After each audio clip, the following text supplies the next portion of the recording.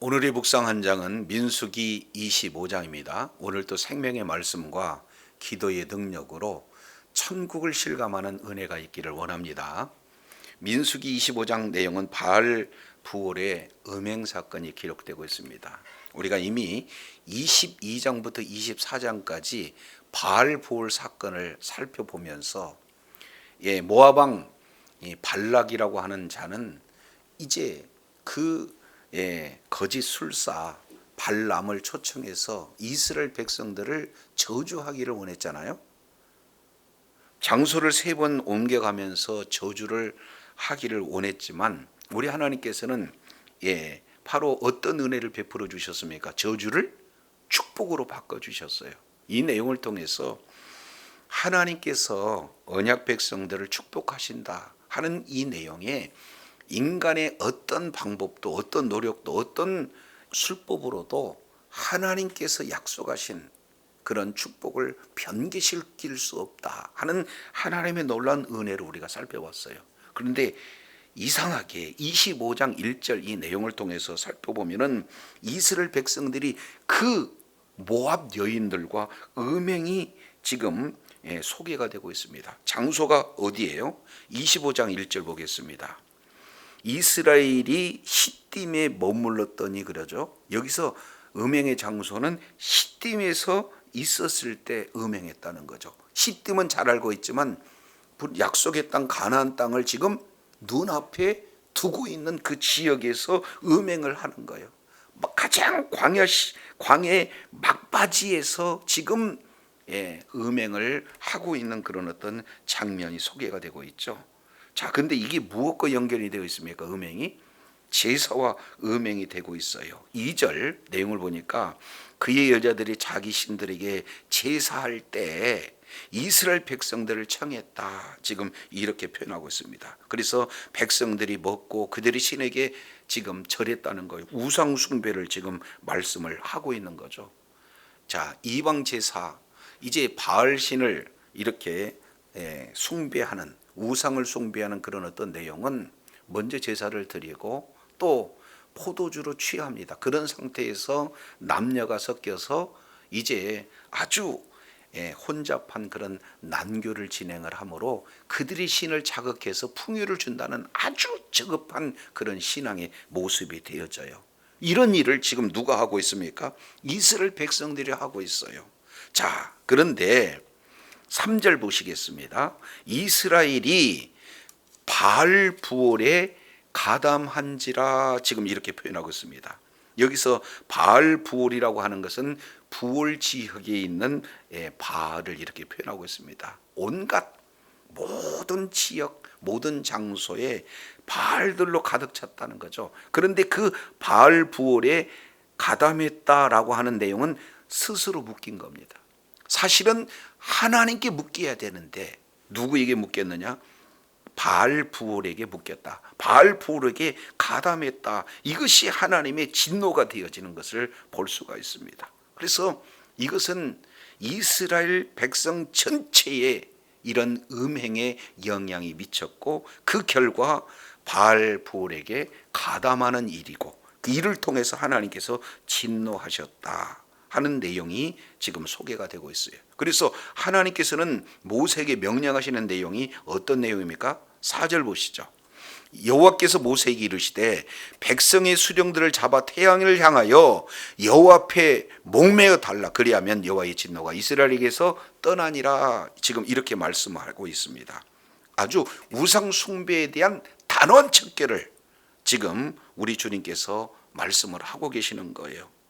자, 여기에 모압 여인들, 지금 발락이 이 모압 왕이잖아요.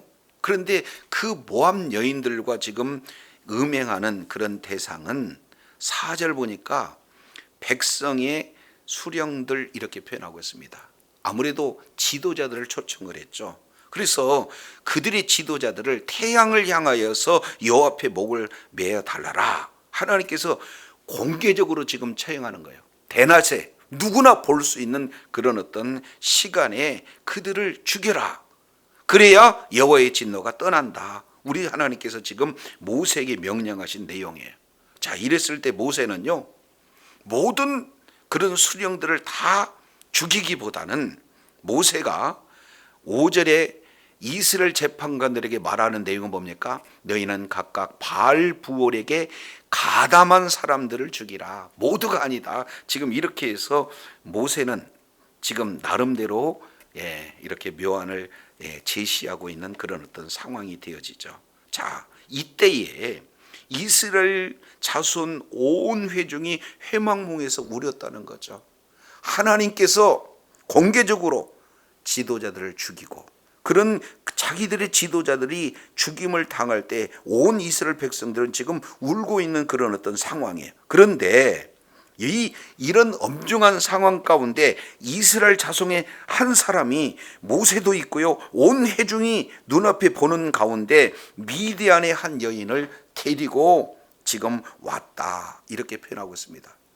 지금 이 우상 숭배에 따라서 하나님께서 이제 공개적으로 지도자를 죽이고 있는 그런 어떤 상황이 있음에도 불구하고 또 다른 죄를 더 짓고 있는 그런 상황이 되어지는 거죠.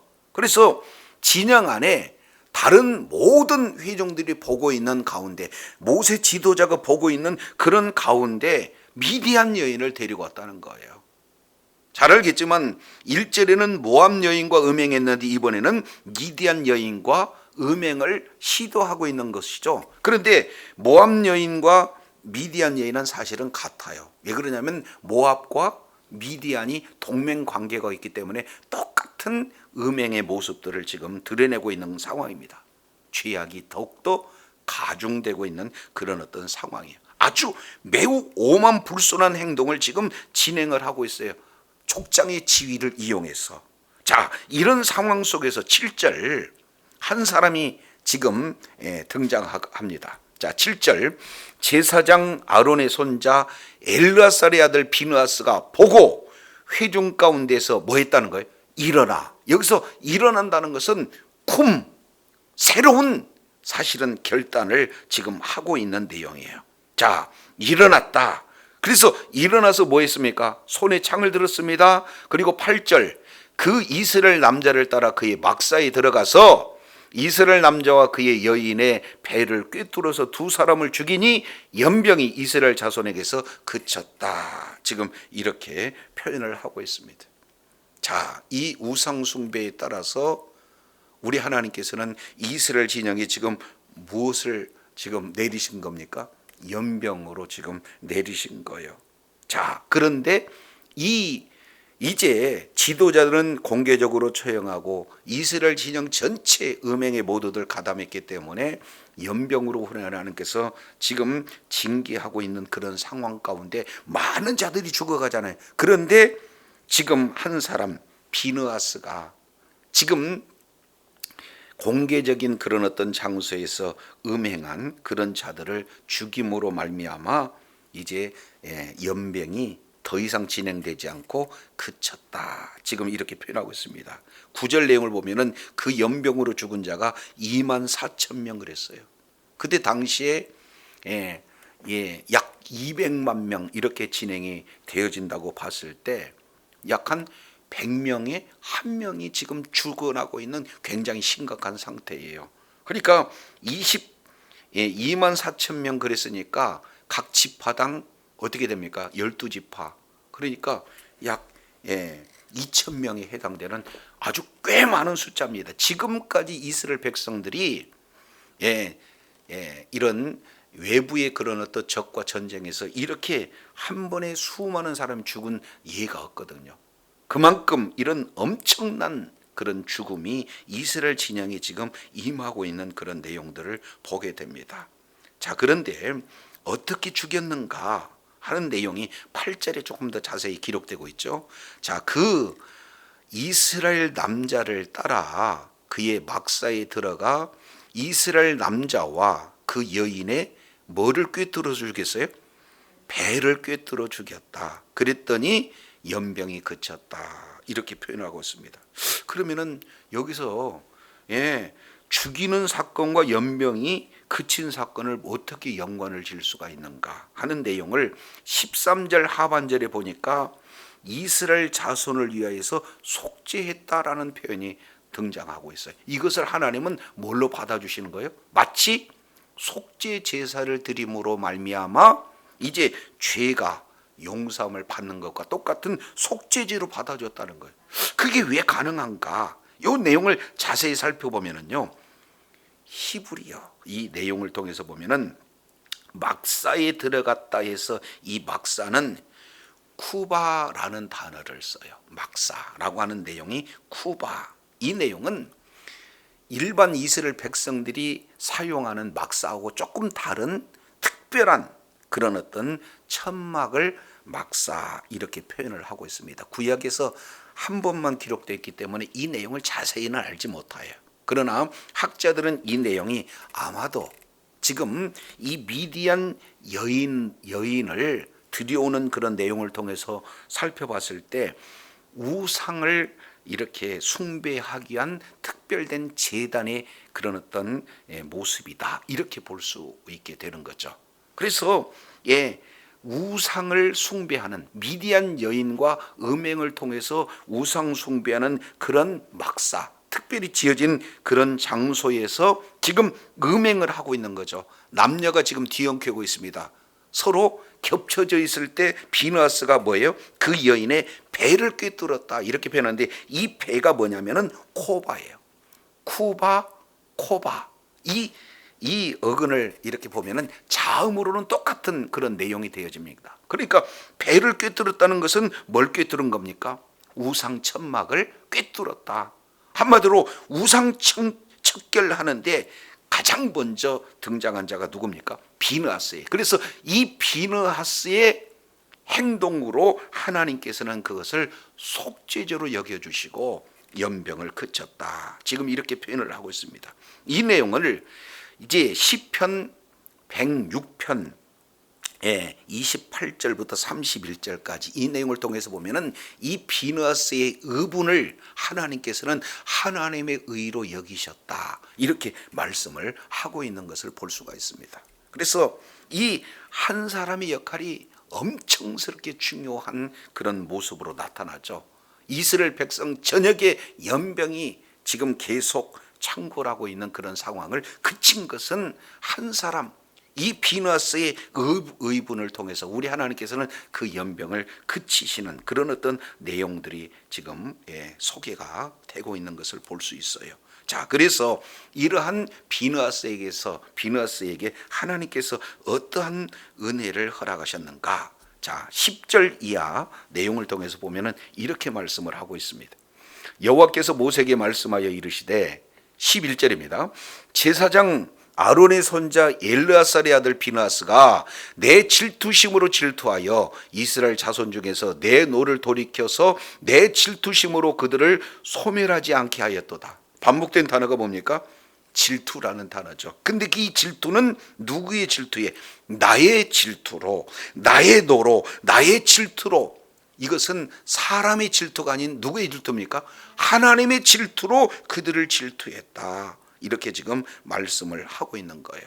자, 그래서 하나님의 질투로 이제 그들을 이제 심판함으로 말미암아 하나님께서는 더 이상 그들을 소멸하지 않았다. 하나님께서 그들을 더 이상 진멸하지 않았다. 연병에서부터 구원해내셨다. 이것이 바로 생명을 구원하는 그 일이 누구를 통해서 지금 나타나고 있습니까?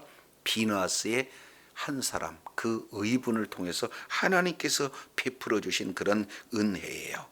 바로 이것이 이제 계기가 돼서 12절 내용을 보니까, 그러므로 말하라, 내가 그에게 내 평화의 언약을 주리니, 13절 이 평화의 언약이 그와 그의 후손에게 뭐예요?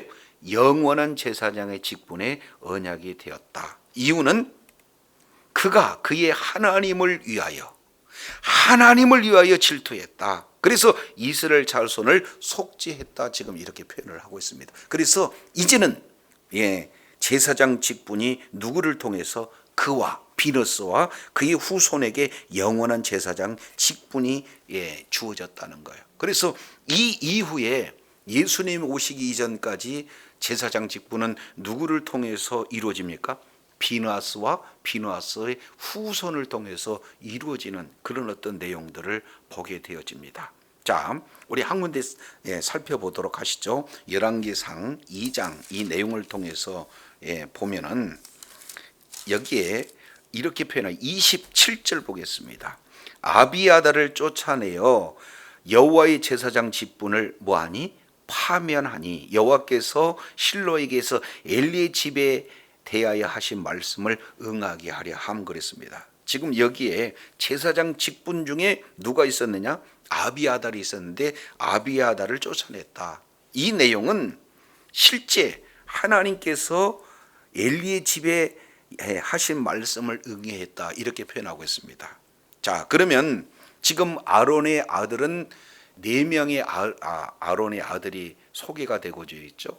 그래서 홈니와 비느하스는 이미 어떻게 돼요? 다른 불을 들임으로 말미암아 아이를 낳지 못하고 이미 죽었어요. 그러니까 4아들 중에 2사람만 남았는데 한 사람은 엘르아살, 또 하나는 이다말이에요. 그런데 엘르아살 바로 이후에 비느하스의 이후에 사독 계열의 제사장이 진행이 되어져요. 그리고 엘리압은 그 뒤에 엘리와 그 다음에 아비아달 그 계열이 이렇게 소개가 되고 있거든요. 그러니까 엘리 가문의 제사장은 파면되었어요. 그리고 그 이후에 누구만 지금 남게 됩니까? 비느하스의 후손 사독 계열만 제사장으로 남아요. 그래서 결국 예수님이 오시기까지 누구 제사장만 났습니까? 바로 비느하스의 후손이 제사장을 대대로 이어갑니다. 그래서 마지막 이 제사장의 온전한 대제사장의 직분을 감당했던 분이 바로 예수님이시죠. 그래서 이 내용을 통해서 보면은 비느하스는 그 하나님의 질투심으로 남녀가 우상 숭배로 음행을 하고 있는 그들을 뭐예요? 배를 꿰뚫어서 창으로 꿰뚫어서 이스라엘에게 임한 그런 모든 연병 재앙을 그치게 하였다. 이 자체가 속죄제가 되었다라고 지금 이렇게 표현하고 있는데 이건 하나의 그림자고 실제 예수님은 어떻게 됐습니까?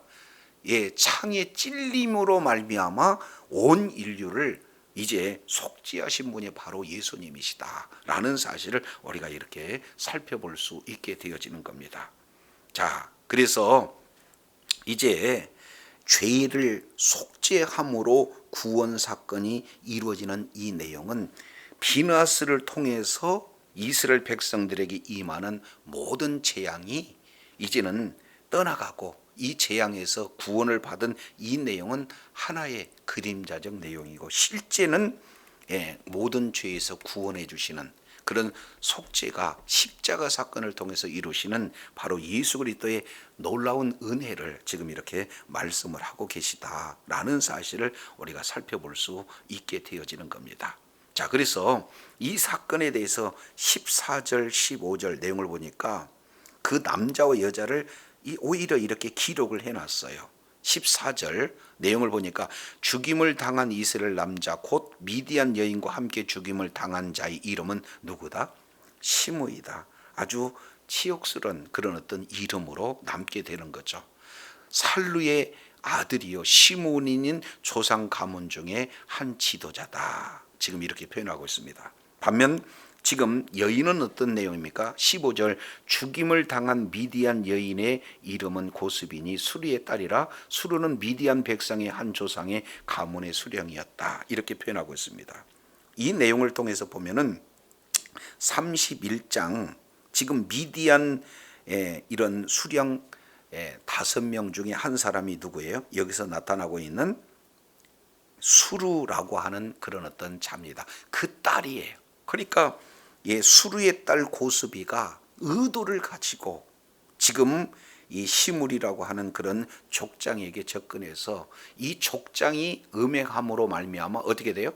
이스라엘 백성 전역에 굉장히 지금 영향을 이렇게 주고자 했던 그런 어떤 모습이 되어지는 거죠. 그래서 이제 비느하스가 그들을 죽임으로 하나님께 이제 속죄, 이스라엘 자손을 위한 속죄가 이루어져서 하나님의 진노를 그치는 이런 어떤 내용들이 소개가 되고 있습니다. 자, 그런데요, 여기서 이제 우리가 한번 생각해 볼 수 있는 그런 내용이 있어요. 아니, 갑자기 이스라엘 백성들이 왜 모함 여인과 음행을 해서, 그리고 이 음행이 우상숭배와 연결이 되어지고 하나님의 진노를 사서 이스라엘 전역에 이러한 연병이나 수많은 사람들이 죽어갔을까? 이 내용을 통해서 보면은 진짜 중요한 것은 이 발락과 같은 이런 외부의 적이 더 이렇게 위험한 겁니까? 아니면 내부의 이런 우상 숭배와 같은 죄가 더 위험한 겁니까? 이건 내부의 문제가 더 심각하다라는 이런 어떤 사실을 살펴볼 수가 있어요. 오늘날 저와 여러분도 마찬가지죠.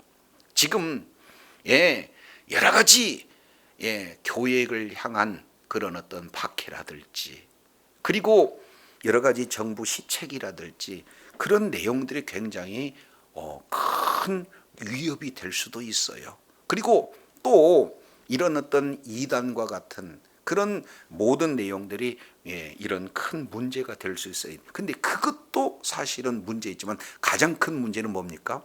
저와 여러분, 우리 마음 가운데 주어지는 이 죄가 얼마나 큰 영향을 미치는가, 이런 내용을 우리가 오늘 본문을 통해서 우리 내부의 죄 문제가 얼마나 심각한가 하는 그런 내용들을 우리가 살펴볼 수가 있습니다. 자, 그래서 이런 일들에서 구체적으로 지금 말씀하고 있는 내용이, 자, 우리 잠깐 왜 이런 내용들이 진행이 됐는가? 자, 민수기 31장 이 내용을 보면은 아주 구체적으로 이렇게 표현이 되고 있습니다. 자, 민수기 31장 8절 보실까요? 7절부터 보시죠. 그들이 여호와께서 모세에게 명령하신 대로 미디안을 쳐서 그 남자를 다 죽였다. 미디안을 죽였다는 거죠. 근데 그 가운데 8절, 그 죽인 자 외에 미디안 5왕을 죽였어요. 근데 5왕 가운데 누가 있는가? 미디안 왕들은 에위, 레겜, 스루, 후루, 레바 5왕이 지금 소개가 되고 있는데 그 중에 세 번째 수루 이렇게 되고 있죠. 이 수루가 누굽니까? 그 고수비의 아버지가 되어지는 거죠.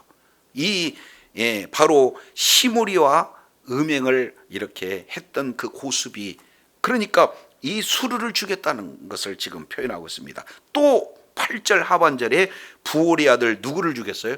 발람을 죽였어요.